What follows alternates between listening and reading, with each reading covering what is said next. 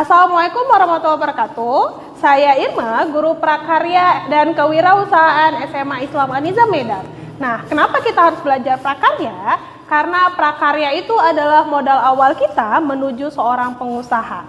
Nah, sebelum kita mulai pembelajaran kita hari ini, ada baiknya kita melafazkan basmalah. Bismillahirrahmanirrahim. Hari ini kita akan masuk pembelajaran kita yang berhubungan dengan gimana sih sistem marketing. Nah, konsep marketing atau konsep penjualan kita dan promosi kita untuk pembelajaran kali ini kita akan bahas gimana konsep marketing mengenai decoy effect.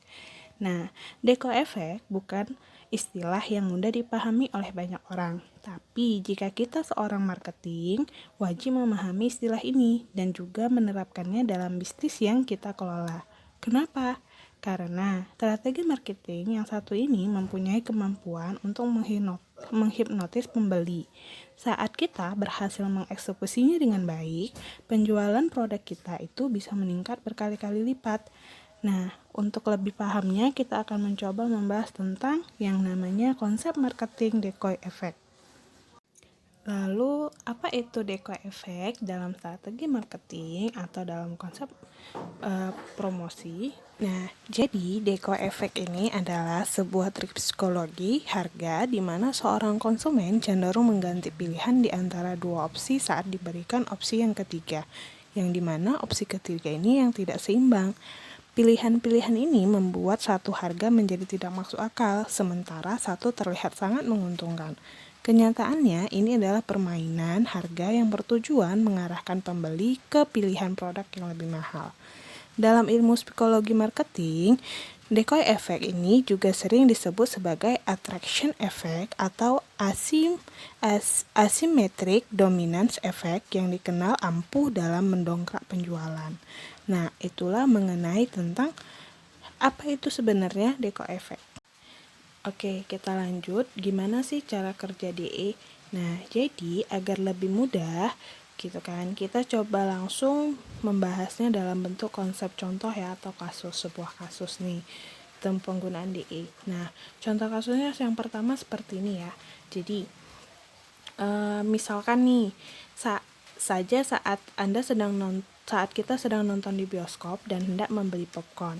Di sana akan ada SPG cantik yang menawarkan popcorn dalam berbagai opsi harga. Di antaranya contoh misalkan yang awalnya itu harga popcorn itu kan yang pertama ini yang tanpa DE ya di sini. Nah, jadi sebelum kita menggunakan konsep DE itu kan biasanya ada ukuran besar dan ukuran kecil saja. Nah, ukuran kecil atau ukuran small ini popcornnya dihargai dengan bandrol 30.000. Kemudian popcorn yang ukuran medium dibanderol dengan harga 50.000. Nah, dengan opsi ini kebanyakan orang yang akan dengan mudah memilih antara ukuran small atau medium. Kecenderungannya orang pasti akan memilih untuk yang ukurannya small, di mana harganya itu lebih rendah, yaitu 30.000 karena lebih hemat di kantong. Nah, cerita ini bisa berbeda saat SPG cantik menawarkan 3 opsi harga berikut. Nah, jadi jika dia menggunakan penawaran atau konsep marketing DE, jadi yang kedua ya. Nah, jadi di situ kan dibilang yang tadinya harga popcorn atau ukuran popcorn itu kan ada 2 jenis. Nah, dia menambahkannya 1 jenis. Nah, jadi dia bilang popcorn ukuran small itu harganya 30.000, popcorn ukuran medium harganya 50.000, dan ukuran large itu harganya 55.000. Nah, orang-orang yang memilih ukuran medium kemudian akan diingatkan, selisihnya hanya 5.000, nggak sekalian ambil yang ukuran large aja Kak, biar lebih hemat atau apa gitu kan. Nah, di sini pembeli itu akan terpancing untuk langsung mengubah pilihan mereka karena ya ini akan sangat menguntungkan untuk mengambil ukuran yang large. Nah, bahkan dengan sendirinya orang akan memilih opsi large karena sadar bahwa secara matematis mereka diuntungkan. Dari sisi sales, ini dapat meningkatkan penjualan karena kecenderungan orang memilih produk dengan harga lebih mahal menjadi lebih signifikan.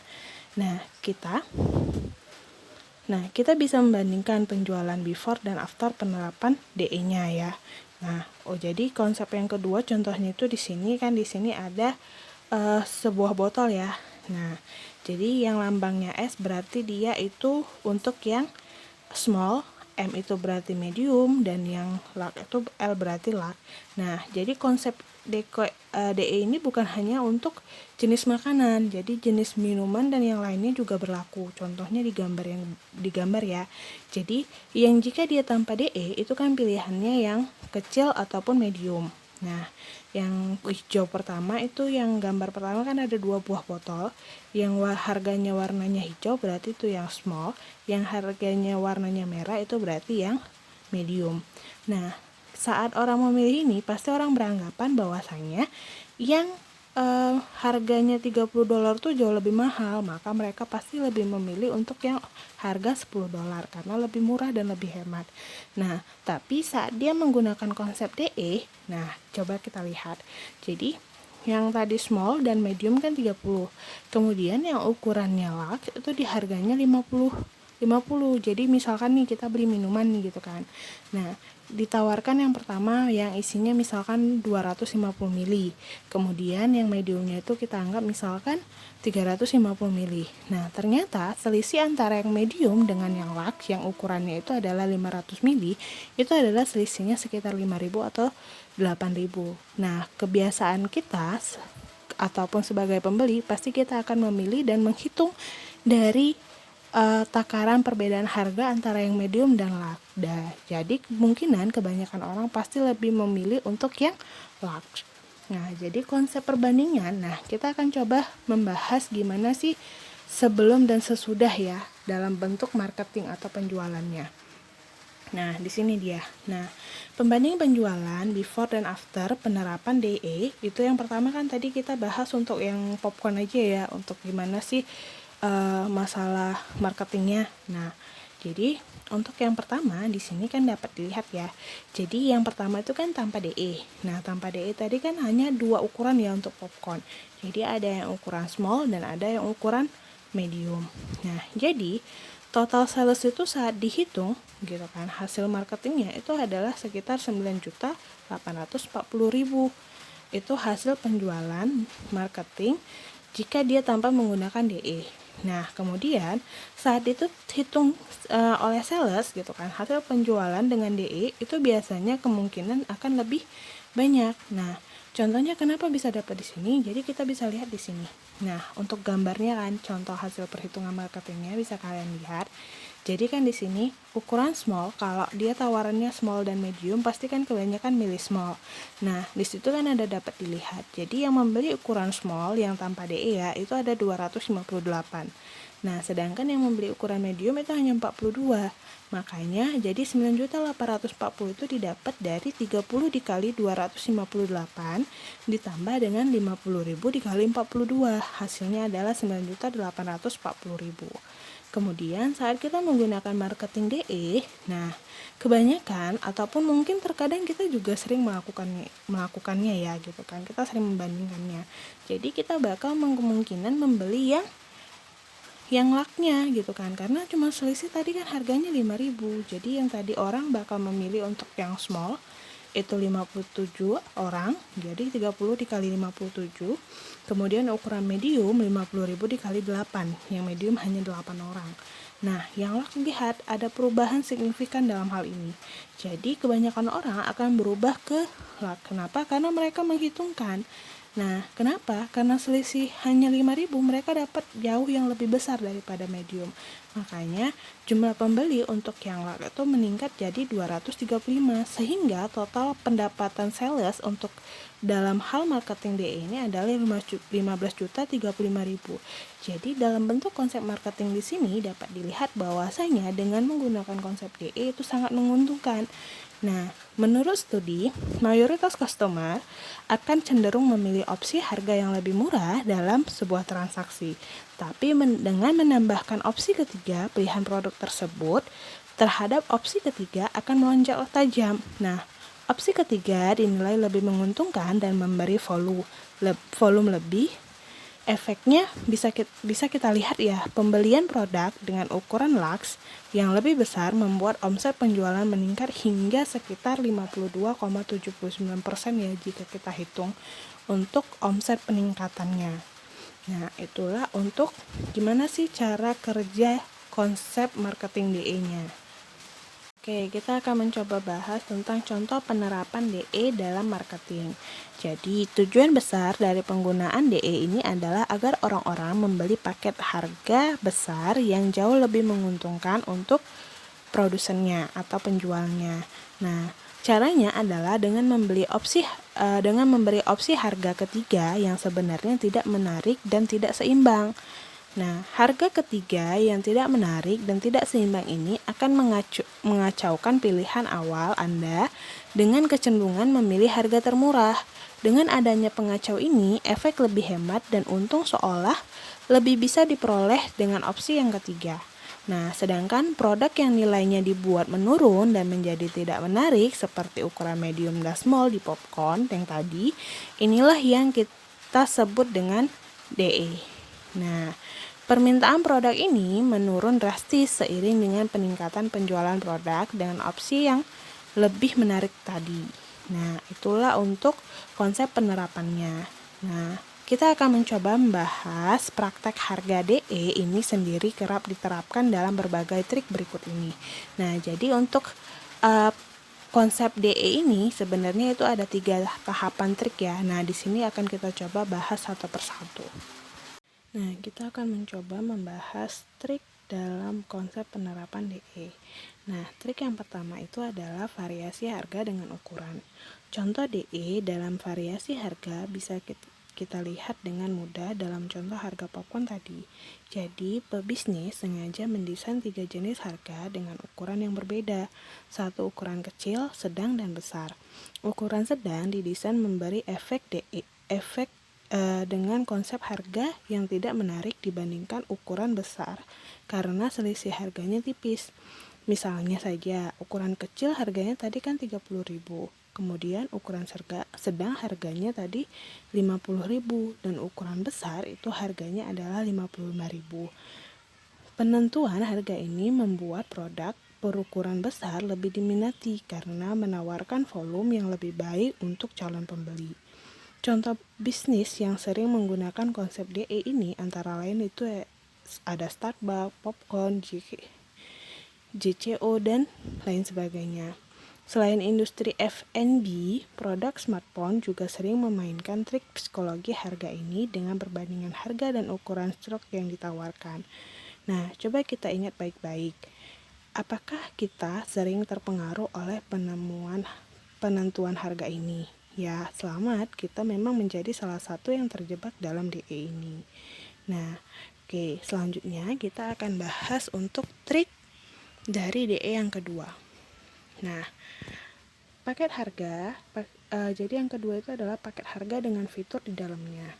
Nah, jadi paket harga dengan menawarkan fitur di dalamnya sering kita lihat di produk digital.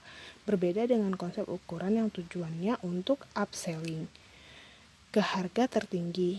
Konsep DE ini bisa dilakukan dengan yang pertama itu adalah menawarkan harga ketiga yang kurang menarik dan sulit dijangkau pembeli. Yang kedua, mengarahkan pembeli ke harga tengah yang sama-sama sebagai harga masuk akal sekaligus menguntungkan pembeli dan penjual. Contoh seperti ini dilakukan contohnya pada Filmora. Nah, dengan konsep harga berikut, gambarnya seperti ini ya. Jadi, Filmora itu menawarkan ada 3 paket. Jadi, paket pertama itu adalah annual plan yang harganya $39,99. Nah, konsep paket yang pertama ini dia fiturnya tidak terlalu lengkap dan itu harus dibayar $39,99 itu harus dibayar setiap tahunnya ya. Nah, paket yang kedua itu adalah lifetime plan yang harganya $69,99. Tetapi fiturnya sudah lengkap dan itu hanya dibayar cukup sekali seumur hidup. Nah, paket yang ketiga itu adalah bundle annual plan yang harganya $99,87 per tahun. Nah, perbedaannya di sini gitu kan. Jadi, dengan kondisi seperti ini kalau dalam fitur paket, nah kita bisa dapat melihat ya. Jadi kemungkinan besar gitu kan, kita juga langsung bisa menebak mana yang bakal banyak peminatnya. Nah, kemungkinan besar gitu kan sebenarnya mereka bakal lebih banyak memilih untuk paket yang kedua. Kenapa? Karena mereka cukup membayar untuk sekali seumur hidup, sedangkan paket yang pertama dan kedua itu bisa dilihat di gambar bahwasanya itu dibayar untuk selama per tahun. Nah, jadi untuk ketiga paket ini kemungkinan cenderungnya itu adalah yang kedua. Nah, jadi contoh bisnis yang paling banyak menggunakan fitur ini antara lain itu adalah hosting, email marketing provider, dan layanan digital lainnya. Nah, itulah contoh dari trik DE yang kedua. Nah, kita masuk ke trik DE yang ketiga, yaitu opsi bunting harga. Nah, konsep ini harganya tidak berbeda jauh dengan konsep ukuran tadi ya. Sederhananya, kita bisa memberikan harga grosir untuk mereka yang membeli dalam jumlah lebih. Misalnya saja nih kan, contoh nih misalnya. Nah, yang pertama itu ada sebuah ini ya, harga theme untuk satu domain. Harganya itu $35. Kemudian harga tema yang kedua itu domainnya itu harganya $56. Kemudian untuk yang kelima gitu kan, itu harganya $65. Nah, walaupun belum tentu Anda akan menggunakan untuk 5 domain, atau bahkan belum tentu Anda menggunakan atau mempunyai domain sebanyak itu gitu kan, kemungkinan besar Anda akan memilih paket harga yang nomor 3. Nah, kenapa kita bakal memilih paket yang ketiga? Nah, jadi ini juga terjadi pada saat melakukan pembelian harga grosir untuk produk fisik. Harga paket 3 pasang atau 5 pasang seringkali Anda ambil karena menarik dan menguntungkan. Meski Anda tidak benar-benar membutuhkan semua produknya. Nah, aneh memang, tapi inilah yang nyatanya dilakukan oleh DE. Jadi contohnya tadi kan dia seperti tadi. Jadi dalam hal ini kondisinya kita disuruh membandingkan, tapi biasanya kita membeli dalam jumlah yang lebih banyak. Contohnya nih, atau contoh lainnya misalkan nih ada promo nih kan. Misalkan kalian beli di minimarket atau di Indomaret contohnya gitu kan. Nah, ada promo nih jual minuman yang biasanya mungkin harganya itu sekitar 10 ribuan gitu kan. Nah, ada paketnya, di mana paketnya itu saat membeli 2 gratis 1. Nah, kemungkinan besar kita pasti bakal cenderung untuk membeli yang beli 2 gratis 1, padahal sebenarnya kita cukup membutuhkan 1. Tapi ya nggak ada masalah jika kita membeli yang lebih dari 1. Nah, itulah konsep DE yang ketiga. Nah, itulah 3 penerapan trik DE yang udah kita bahas. Nah, di sini kita akan mencoba bahas gimana sih DE bisa meningkatkan penjualan harga hingga lebih dari 60%. Nah, orang cenderung sulit menentukan pilihan yang harus berpikir keras saat pilihannya hanya terdiri dari 2 saja. Sebenarnya ini bisa menjadi lebih mudah karena orang cenderung memilih harga termurah. Tapi apa untungnya untuk kita gitu kan sebagai produsen atau penjual. Nah, jika kita bisa mengarahkan customer memilih opsi harga terbaik dari sisi penjualan yang kita, bukankah itu akan menjadi lebih baik kan? Nah, pada dasarnya manusia tidak memilih berdasarkan keputusan absolut. Kita cenderung menentukan pilihan berdasarkan pilihan-pilihan yang tersedia dan pertimbangan keuntungan. Nah, karena ini lah efek DE itu bisa meningkatkan peluang hingga 66% untuk mengarahkan pembeli ke opsi yang tersedia. Contohnya, ada 2 opsi paket internet nih yang dijual gitu kan. Sebagai berikut, contohnya paket family. Nah, harganya paket family itu 20 GB harganya 125.000. Nah, paket combo itu 50 GB harganya 250.000.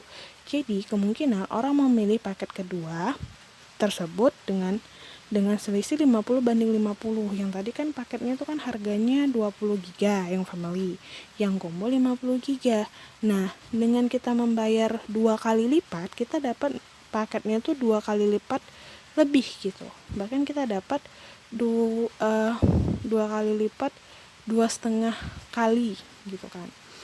dari yang awalnya gitu kan. Jadi kita ngerasa mendapatkan keuntungan dengan kita membayar 2 kali lipat, tapi kita mendapatkan keuntungan itu sampai setengahnya. Nah, itu dia yang dipikirkan. Nah, kemudian tapi bandingkan jika kita tersedia 3 paket yang dijual. Nah, contohnya misalkan tadi kan udah paket family 20 GB harganya 125.000, kemudian paket combo yang harganya itu 250.000 untuk 50 GB ya, dan paket combo ekstra unlimited itu harganya 275.000. Nah, secara matematis kemungkinan paket untuk dipilih menjadi 33 banding 33 banding 33, yang artinya yang tadi perbandingannya hanya 50-50, setengah-setengah kan. Nah, kalau untuk yang konsep yang ketiga ini, 3 paket ini, maka perbandingannya itu 1/3 banding 1/3 banding 1/3. Namun karena harga paket combo dan combo ekstra ternyata hanya selisih 25.000, maka peluang opsi combo ekstra meningkat 2 kali lipat atau menjadi sekitar 66%. Kita bisa mengambil contoh lainnya nih seperti gambar berikut ini ya. Nah, jadi contoh di sini ada beberapa harga ya. Nah, jadi di sini yang pertama itu iPhone 6 Plus, yang kedua itu iPhone 7, yang ketiga itu iPhone 7 Plus. Nah, dalam kategori ini dapat dilihat ya berdasarkan memori. Nah, memorinya di sini dibilang katanya itu ada 32 GB sama 128 GB. Tapi orang bakal cenderung mengambil yang 32.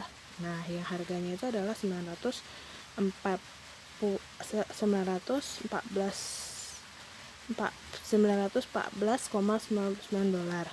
Nah, itu untuk setiap bulannya. Kemudian ada tawaran lagi di mana iPhone 7, di mana iPhone 7 ini kan memorinya kan 128 GB. Nah, kemudian harganya itu per bulan itu dibayar hanya 1054,99 dolar. Nah, untuk iPhone 7 Plus itu di mana RAM-nya 32 dan mereka bayar cuma sebulan tuh hanya 1074,99 dolar. Nah, sebenarnya dapat kita lihat di sini, kita bakal lebih condong untuk memilih yang ketiga. Kenapa? Karena selisihnya hanya sekitar 19 dolar. Nah, kita dapat mendapatkan sebuah iPhone baru yang dimana iPhone-nya itu jauh lebih canggih dibandingkan dua pilihan iPhone yang lain.